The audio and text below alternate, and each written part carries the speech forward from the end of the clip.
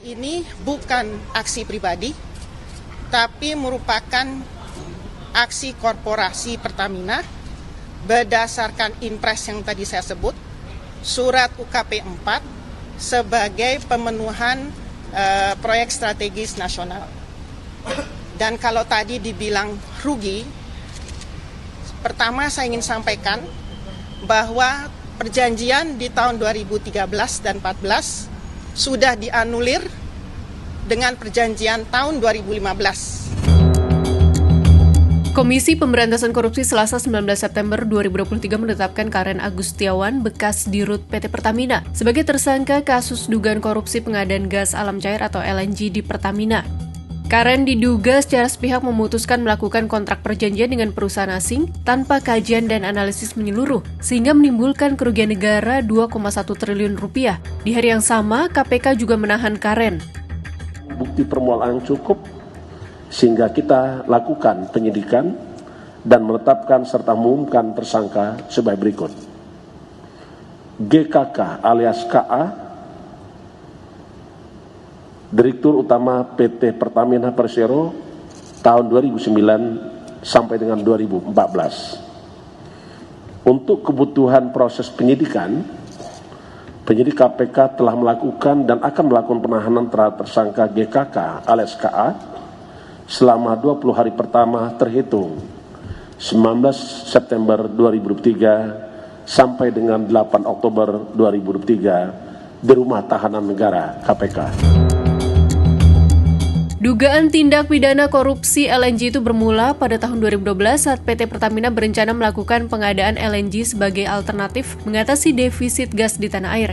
Dalam kurun 2009 hingga 2040 diperkirakan Indonesia defisit gas sehingga diperlukan pengadaan LNG untuk memenuhi kebutuhan PT PLN Persero, industri pupuk, dan petrokimia.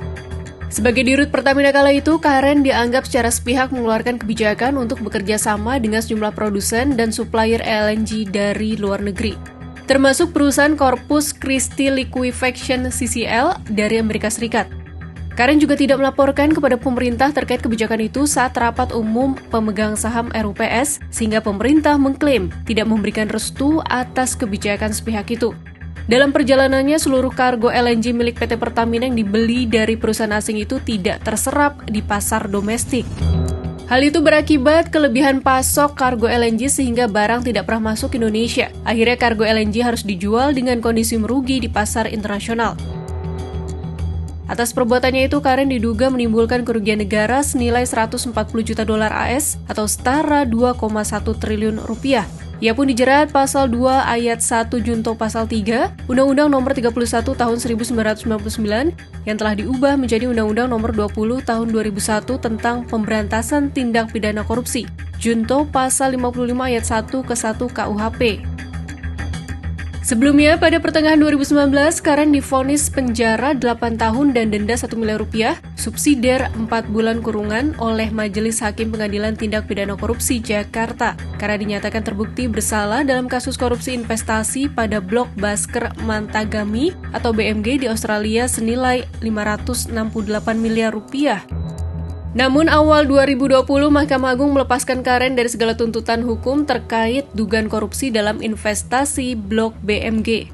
MA beralasan perbuatan Karen bukan tindak pidana karena dilindungi prinsip hukum korporasi. Kala itu ia sudah menjalani hukuman 1,5 tahun penjara.